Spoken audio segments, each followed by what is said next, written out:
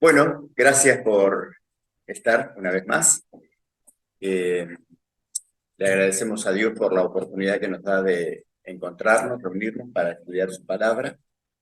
Así que, como lo hacemos cada sábado, vamos a pedirle que el Espíritu Santo esté ayudándonos a entender lo que vamos a ver en la Biblia hoy.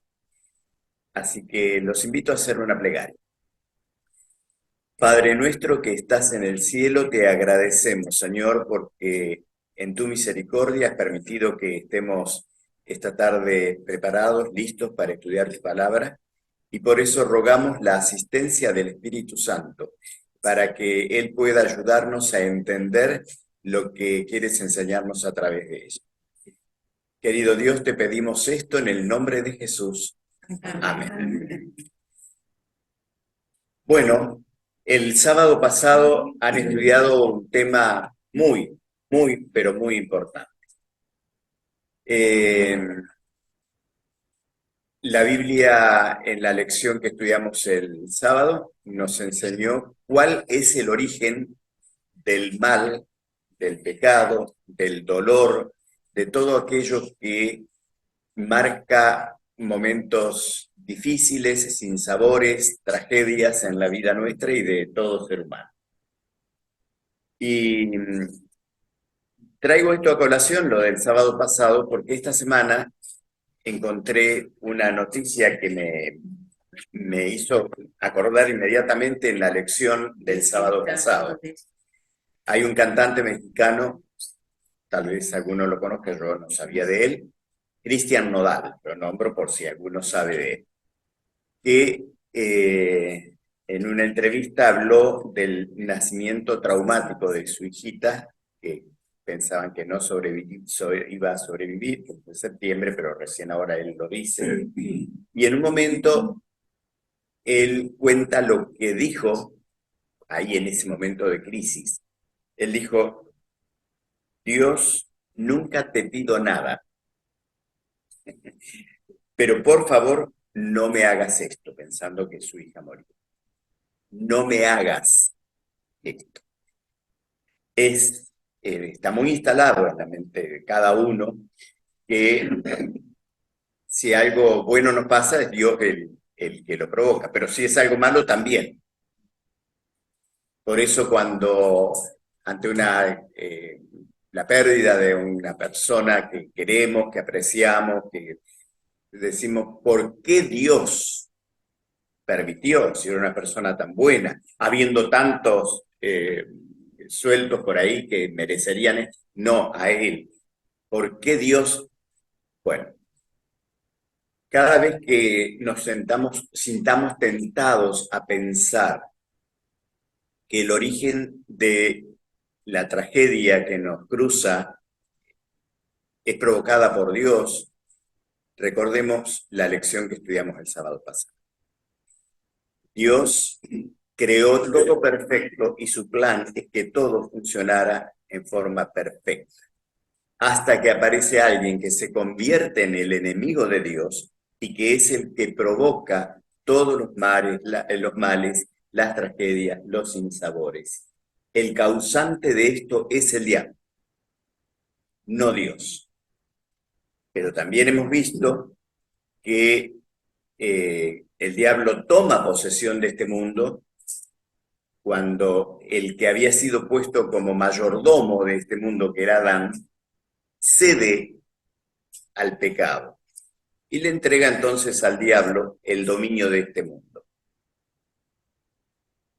El diablo se había encargado de sembrar la idea de que Dios es injusto, que Dios es malvado, que Dios no quiere nuestra libertad, que nos oprime esto y lo otro, que todavía hay algunos que siguen pensando así.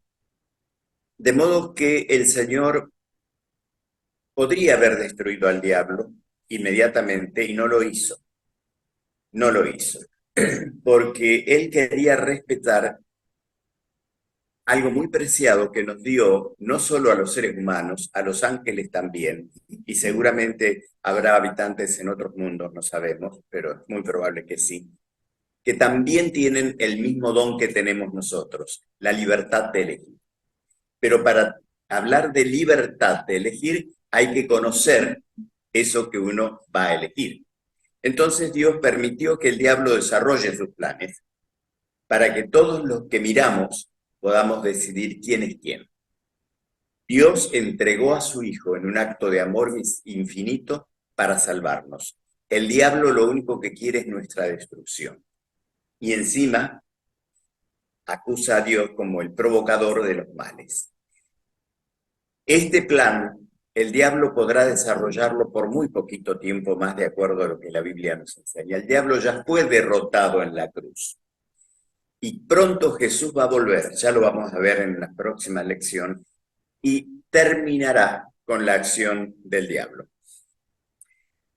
Pero sepamos entonces que, mientras tanto, todo lo malo que ocurre lo provoca el enemigo de Dios.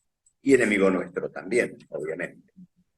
De modo que a Dios no tenemos por qué reclamarle eso. Sí podemos reclamarle, pedirle que Él nos dé fuerzas para soportar esa prueba, esa dificultad en la que estamos. Y Él prometió dárnosla. No nos va a quitar los problemas o todos los problemas, pero sí nos va a dar las fuerzas necesarias para sobrellevarlos. Y Jesús volverá muy pronto y ahí sí terminará con esta acción nefasta del diablo y podremos disfrutar, como dice la Biblia, una eternidad sin lágrimas, de dolor, por lo menos. Tal vez tengamos lágrimas de alegría, pero no de dolor. Vamos a la lección de hoy, que es la número 4. Número 4, bueno, vamos entonces al tema de hoy. Ustedes ven el título, Jesús y la oración. Y la notita inicial de la lección nos dice, la oración es un aspecto fundamental de la vida cristiana. De modo que ya vimos en la primera, cuando estudiamos acerca de la Biblia, qué es la Biblia, y vimos que Dios nos habla a través de la Biblia. Él nos habla. Nosotros, al abrir la palabra de Dios, lo escuchamos o lo leemos. Pero ahora la oración es cuando nosotros le hablamos a Él. Fíjense la doble vía que Dios establece para comunicarnos con Él. Él nos habla a través de la Biblia, nosotros le hablamos a Él a través de la oración. Y ahí se da el circuito de la comunicación. Hay una parábola, no la vamos a ver ahora, la de que está recuadrada allí, que es de Lucas, el Evangelio según San Lucas, capítulo 18, versos 9 al 14, donde Jesús relata un incidente donde hay dos personas orando. Un fariseo, los fariseos eran de la clase dirigente religiosa, no sé, pensemos hoy en un alto cargo eclesiástico, bueno, un fariseo, oraba. Y cerquita de él había otro de la clase social totalmente opuesta, un publicano. Los publicanos eran de los más despreciados en la sociedad judía, porque eran los cobradores de impuestos. Pero ellos cobraban impuestos no para la nación, sino para el Imperio Romano. Entonces los odiaban, porque eran judíos, que les cobraban a los judíos, pero para el imperio. Y encima, estos sinvergüenzas se quedaban con una parte de los impuestos, se lo guardaban para ellos. Las auditorías, igual que hoy, no funcionan tan bien. Entonces, se quedaban con una parte. Así que la gente los odiaba. Pero acá había un publicano, un cobrador de impuestos públicos, de ahí publicano, que estaba orando con el alto dignatario eclesiástico cerca. Y Jesús dice que el alto dignatario eclesiástico le agradecía a Dios por cómo era él, el fariseo, ¿no? Dios. Yo hago esto, y le enumeraba las cosas buenas que hacía, ayuno, ayudo a una cantidad. No encontraba error en su vida, ni uno mencionó, ni una fallita tenía. El otro, el cobrador de impuestos, no se animaba ni a levantar la cabeza y le decía a Dios, Dios, sé propicio a mí, pecador. Y entonces Jesús dice que el que se reconocía pecador, sinceramente había reconocido su condición de pecador, le pedía a Dios perdón. Y dice Jesús que descendió a su casa justificado. El otro no, porque no había de qué justificarlo según su concepto de sí mismo. Bueno, dos modelos de oración, dos personas muy distintas orando. ¿Qué podemos extraer de aquí? Bueno, aquí no había discursos aprendidos. El pecador, cuya oración fue escuchada y aceptada por Dios, simplemente decía algo muy cortito: Dios, sé propicio a mí, pecador. Punto. El otro tampoco tenía nada aprendido, pero sí tenía la lista muy bien ensayadita de todo lo bueno que hacía. ¿Qué es la oración?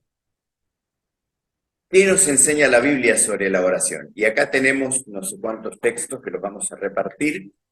En la pregunta 1 los vamos a leer, a ver qué nos señala la Biblia sobre la oración. Así que, de paso, en Mateo capítulo 6 está la oración tan conocida por los cristianos, el Padre Nuestro.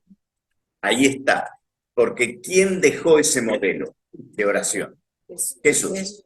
Por eso está inserto ahí en todo un discurso de Jesús. Vamos a tratar de encontrar en cada uno de estos textos qué nos enseña la Biblia sobre la oración. Primer texto, Mateo 6:6, bien fuerte. Pero tú, cuando ores, entra en tu aposento, cierra tu puerta y ora a tu Padre, que está en secreto, y tu Padre que ve en secreto te recompensará. Muy bien, fíjense, un consejo de Jesús. Cuando ores, hacelo en secreto. Anda a tu lugar preferido, cerrá la puerta y habla con tu Padre en secreto. ¿Por qué? Porque los dirigentes religiosos judíos acostumbraban a pararse en la esquina acá de Rafael Núñez y Gobernador Bustos, donde pasa mucha gente, y ahí oraban en alta voz, porque querían impresionar a la gente con su religiosidad. No, no hagan eso, vayan ustedes solitos, cierren la puerta y oren en secreto. Y Dios, que los escucha allí en secreto, los va a recompensar en público. De modo que acá está la primera lección. Nuestras oraciones deben ser privadas.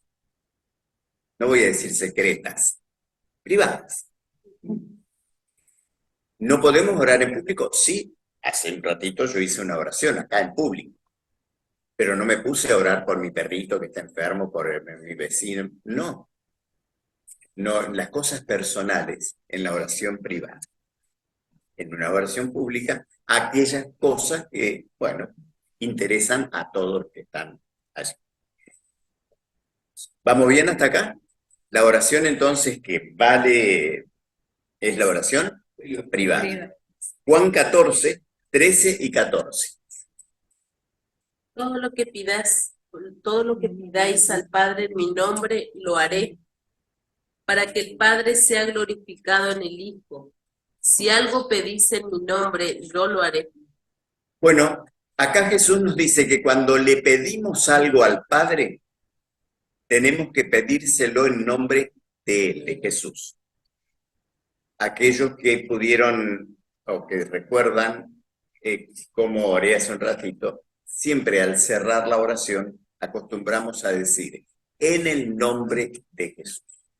Esto es como cuando vamos a alguien de parte de otro alguien y le decimos, vengo de parte de fulano de tal a buscar tal cosa. O cuando alguien nos da una recomendación, su tarjetita, vengo de parte de, y entonces le damos la tarjetita del que nos está recomendando. Entonces acá Jesús Dice, vayan al Padre y vayan en nombre mío. Vayan de parte mía. Eso es lo que Jesús nos está diciendo. Por eso siempre al cerrar la oración, debiéramos recordar esto y decirle al Padre, en el nombre de Jesús. Vengo en el nombre de Jesús. ¿Vamos bien? Oración privada y hacerla en el nombre de Jesús. Vamos a la tercera. Salmo 62, 8. Esperad en él en todo tiempo, oh pueblos, derramad delante de él vuestro corazón. Dios es nuestro refugio. Bueno, acá hay dos cosas. La primera, esperar. Hoy esperar, cuando llamamos el delivery, queremos que cuando colgamos ya esté en la puerta. Si se demora 3 minutos, ya estamos llamando de nuevo a ver qué pasó. Esperad en él. Dios tiene tiempos que no son nuestros. No son los nuestros. El tiempo de Dios no es el nuestro. ¿Por qué? Porque el tiempo de Dios es eterno y Él sabe cuál es el momento preciso. Nosotros no. De modo que no tenemos que desesperar, tenemos que esperar. Pero la segunda es la que más importa. Derramad. Derramad delante de él vuestro corazón. Ahí está.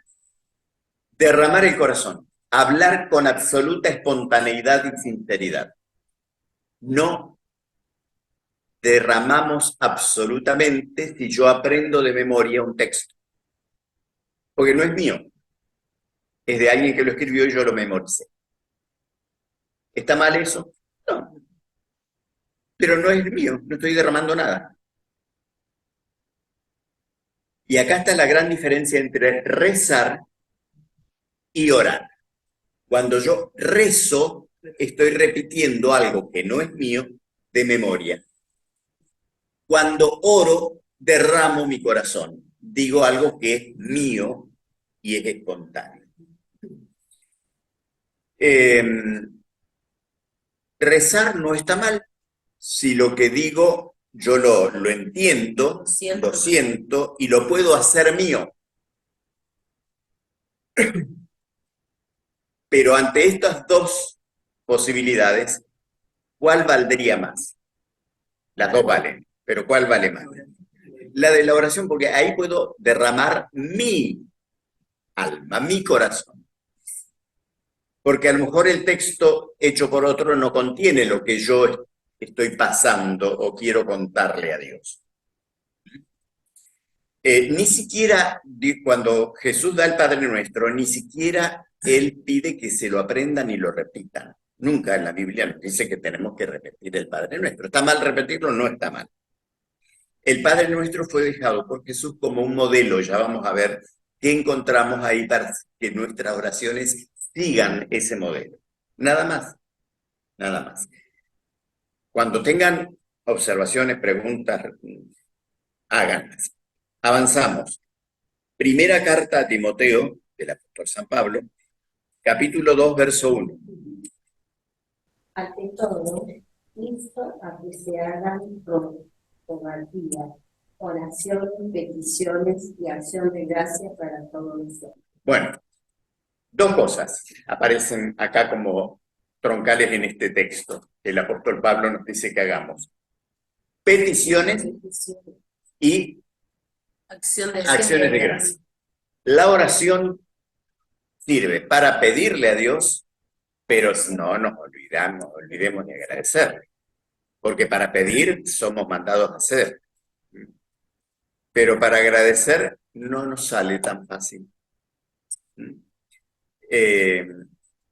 Tenemos que pedirle a Dios lo que creemos que necesitamos que Él dé, pero sobre todo agradecer. Y a veces tenemos que hacer un ejercicio para agradecer. ¿Y hay cosas para agradecerle a Dios? Sí. Hoy cuando abrimos los ojos a la mañana, ya teníamos el primer motivo para agradecer. Estábamos vivos. Y después, bueno, podemos seguir con una lista interminable de agradecimientos. Estamos acá ahora porque Dios nos protegió en el camino. Bueno, peticiones y acciones de gracias, dice el apóstol Pablo. Hechos 16:25. Pero a medianoche, orando Pablo y Silas, cantaban himnos a Dios y los presos los oían. Ajá. ¿Y acá? Cantar es otra forma de alabar. Claro. Hay himnos religiosos, cantos, que son verdaderas oraciones. Y qué lindo sería que nosotros, bueno, algunos tienen el don del canto ya incorporado, otros lo ensayan y otros por más que lo ensayemos, no lo podemos. Pero, bueno, en secreto el Señor, Dios todo lo puede. Dios entenderá mi... Pero qué lindo también es poder cantar en gratitud y en adoración a Dios. Eso hacía Pablo. ¿Y dónde estaba? En la cárcel. Bueno, un preso cantando. A Dios. Vamos. Daniel, seguimos, ¿no? Daniel 6:10. Cuando Daniel supo que el edicto había sido firmado, entró en su casa, donde tenía las ventanas de su cámara alta abiertas hacia Jerusalén. Como solía hacerlo antes, 3 veces al día se arrodillaba y oraba y daba gracias a Dios. Bueno, Daniel, un altísimo funcionario del Imperio Babilónico, el profeta Daniel era un altísimo funcionario, pareciera que era el primer ministro, pareciera, por algunas cosas que la Biblia dice. Se enfrentó con una crisis porque corría riesgo de morir, junto con muchos más. Él estaba incluido en los candidatos a morir, por orden del emperador, no porque él hubiera hecho algo. Cuando se enteró, ¿qué dice que hizo? Donde tenía ventanas, y como solía hacerlo 3 veces al día, se arrodillaba y oraba y daba gracias en su... Exacto. Era su costumbre. Por lo menos 3 veces en el día él oraba. Y obviamente Dios le respondió. Y Daniel pudo superar la crisis por la que pasó. Pero ahí tenemos otro ejemplo. Orar. Mínimo 3 veces. Y si oramos 2, ¿qué pasa? ¿Vamos a ir al infierno? No. El ejemplo de Daniel es un ejemplo nada más para tenerlo en cuenta. Porque el apóstol Pablo dice algo totalmente distinto. Yo no sé si está en los textos, no. El apóstol Pablo dice orar sin cesar. Se le fue la mano a Pablo. Daniel era muy limitadito con 3 veces al día. Pablo dice orar sin cesar. ¿Y ahora cómo hago? ¿Cuándo voy a mi trabajo? ¿Cuándo cumplo si tengo que orar? Pasármela orando. Bueno, el apóstol Pablo está hablando de una actitud de oración. Actitud de oración. Es más, y presto atención donde pongo el pie, hasta mientras voy por la calle caminando puedo orar, ¿o no? Porque no hace falta arrodillarse y cerrar los ojos y esas cosas. Puedo elevar mi pensamiento a Dios en oraciones. Estoy por comprar algo y tengo 2 productos ahí que cualquiera de los 2 parece ser bueno. ¿Qué impide que le diga al Señor en secreto en mi mente, Señor, ayúdame a ver cuál es el mejor? ¿Qué hice? Oré. Brevísimo, oré. Primero, Dios no se molesta. Podemos ir todo el tiempo a Dios, no lo molestamos.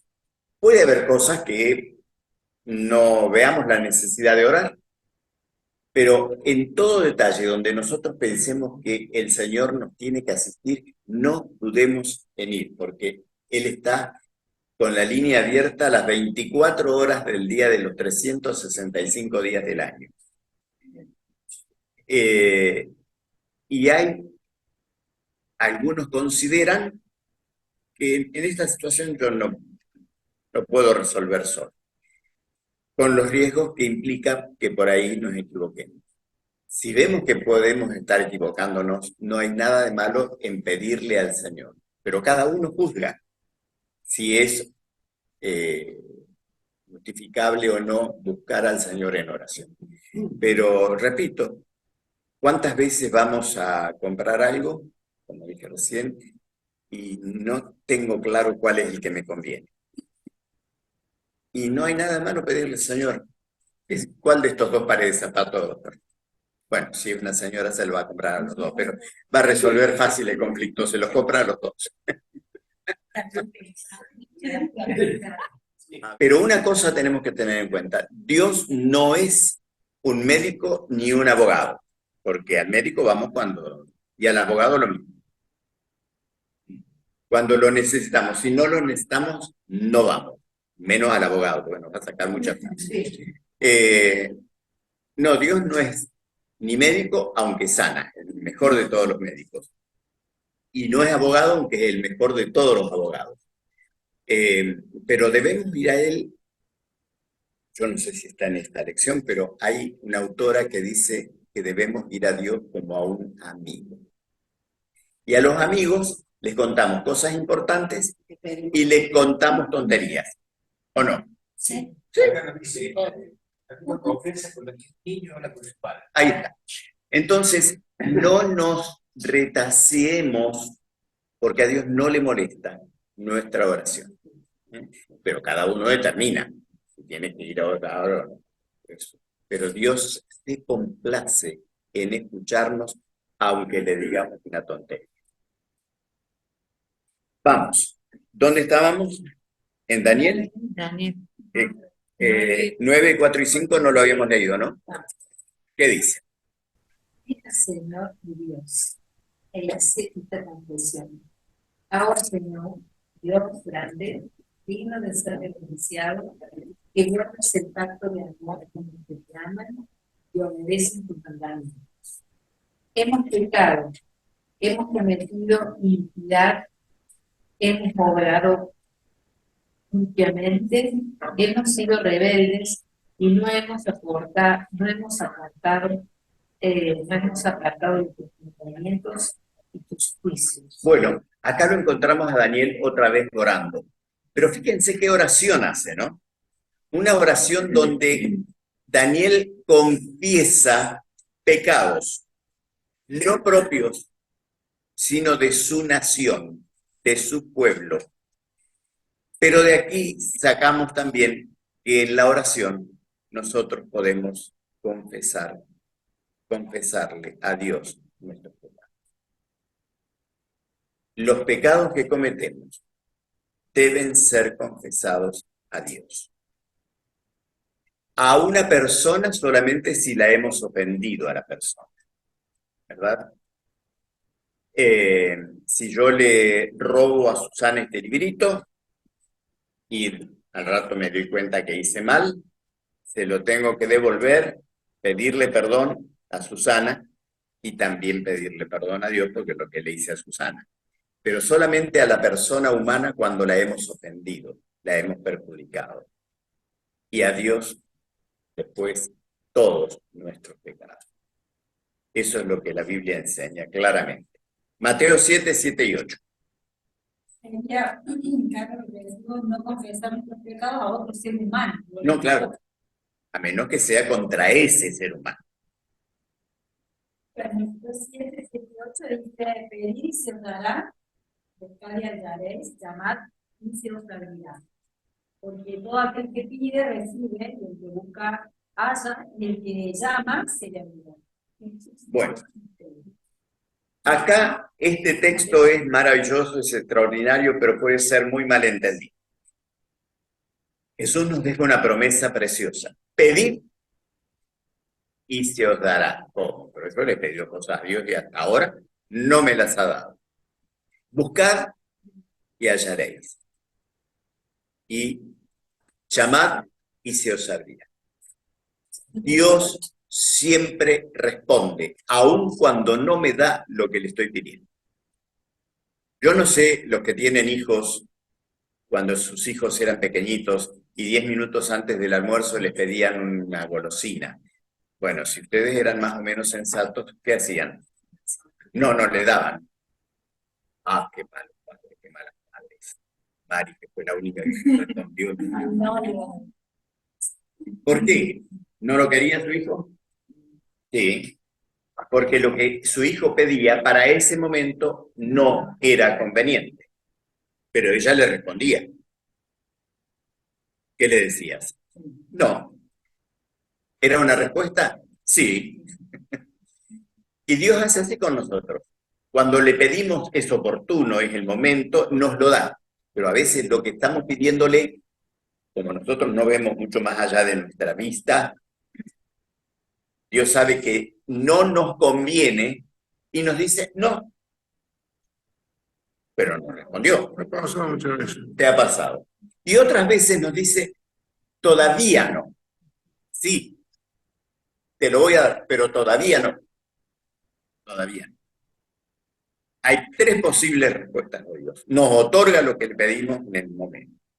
O nos dice que no. O nos dice espera un poco. Pero Dios responde. Y en algún momento nos damos cuenta que fue mejor para nosotros que Dios no nos diera eso en el momento que lo pedíamos. Qué sabio que es Dios, decimos. Terminamos con el H, ¿no? O sea, ya podemos ir a la pregunta 2. Vamos a la pregunta 2. Vamos entonces con la pregunta 2, cuya respuesta está en Marcos 14:36, Lili. Y Mari, Juan 17:20. Y Griselda, Santiago 5:16. Por ahora llegamos hasta ahí. Bueno, hay una condición que Jesús nos presenta que tenemos que tener en cuenta cuando oramos. Marcos 14:36.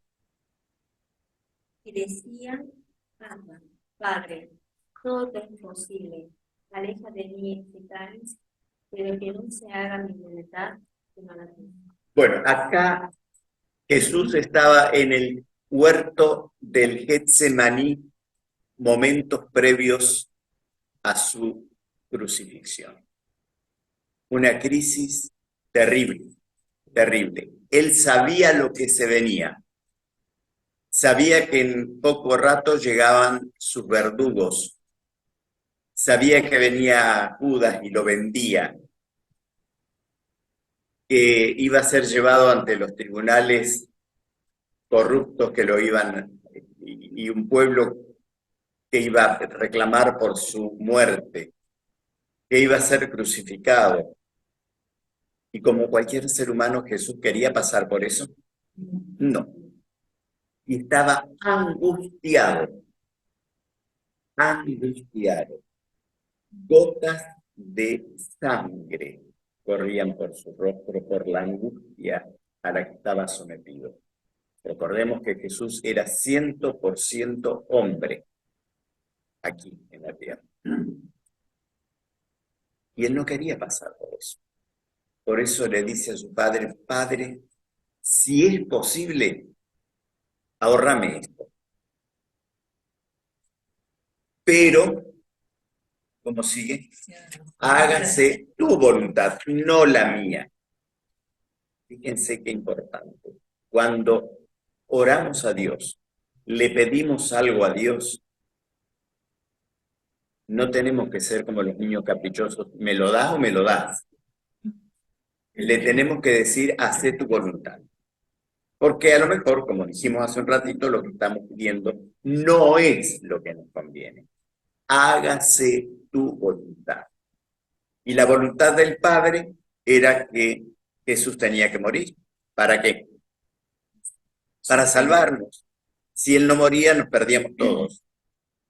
Muy bien, entonces al orar es muy importante tener en cuenta esto, que Jesús lo incluyó en el modelo de oración en el Padre Nuestro. ¿Se acuerdan cómo termina el Padre Nuestro? Hágase tu voluntad. Es difícil eso, porque nosotros ¿qué queremos? Que se haga la nuestra. Vamos a la siguiente. ¿Por quiénes oró Jesús? Juan 17:20. Jesús ora por los que han de creer.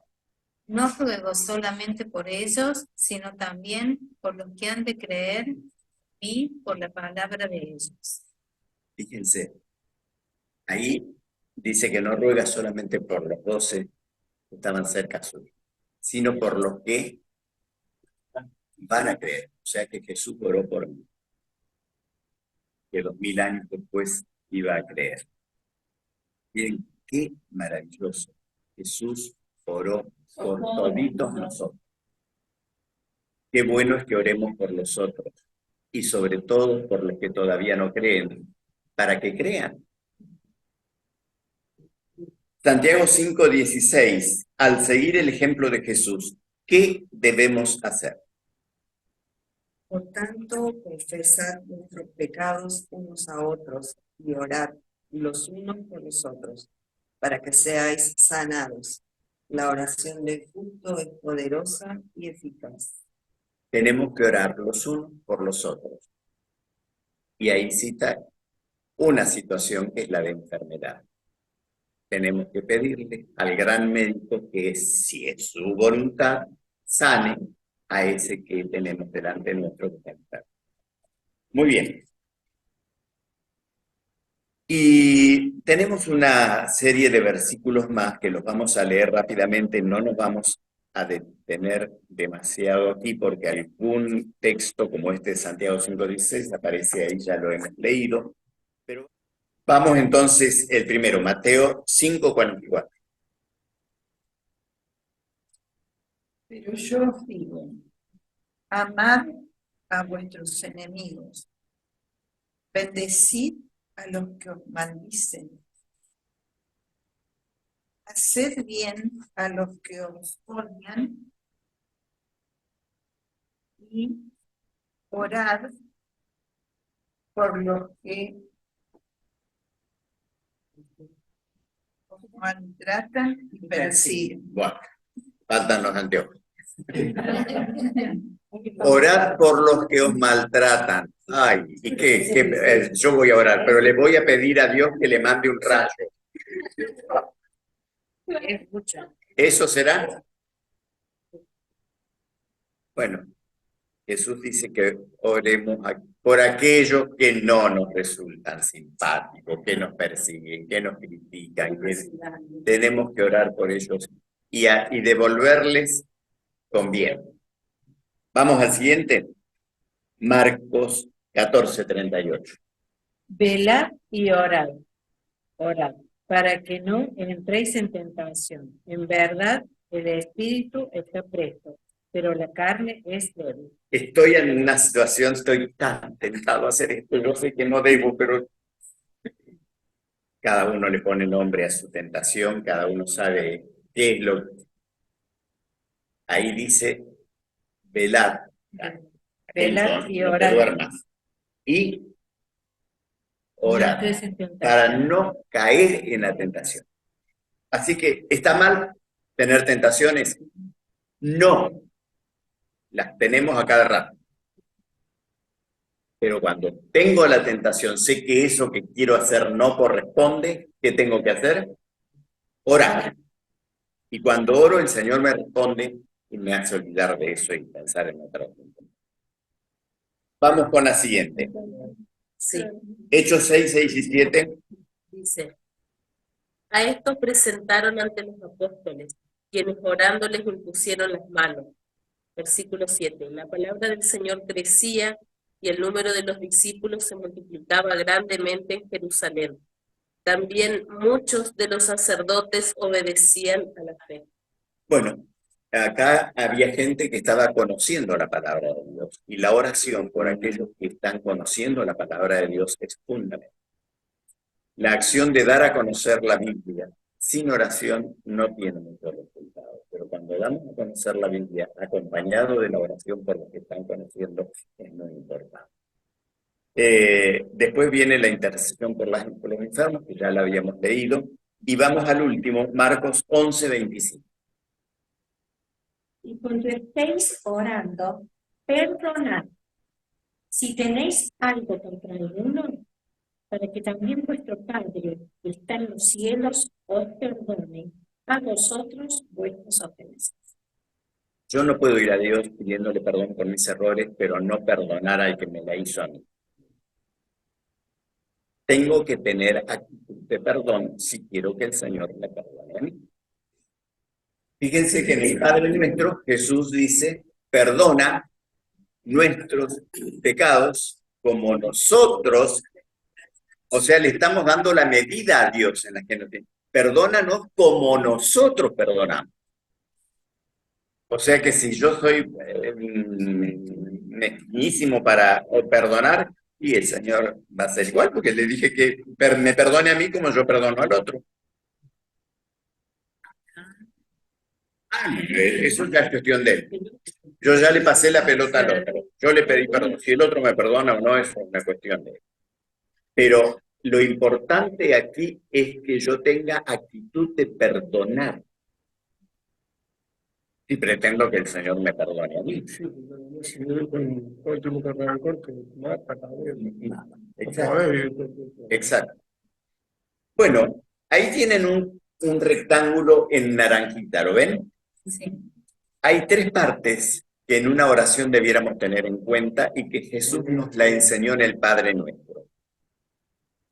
A ver, seguramente todos recordamos el Padre Nuestro. Empieza diciendo, Padre Nuestro que estás en los cielos, y después dice, santificado sea tu nombre. Una expresión de adoración, de exaltación del nombre de Dios. Qué bueno es cuando empezamos a hablar con Dios, expresarle nuestra adoración, nuestra admiración, la exaltación de tu nombre. Porque a veces somos tan rápidos para pedir que abrimos la oración con el pedido. Después, a ver cómo sigue el Padre Nuestro, hasta dónde habíamos llegado, santificado sea tu nombre. Y ahora empiezan los pedidos. Primero, no pido por mí. Solo. Venga tu reino, vení Señor pronto, cumplí con la promesa de que vas a volver. Y después vienen otros pedidos, ya ahora más terrenos. Las necesidades cotidianas, el pan nuestro. Y entonces, al final, que se haga. Pero vamos a leer Juan 16, 23. El que lo encuentra primero lo lee, acá nadie lo tiene.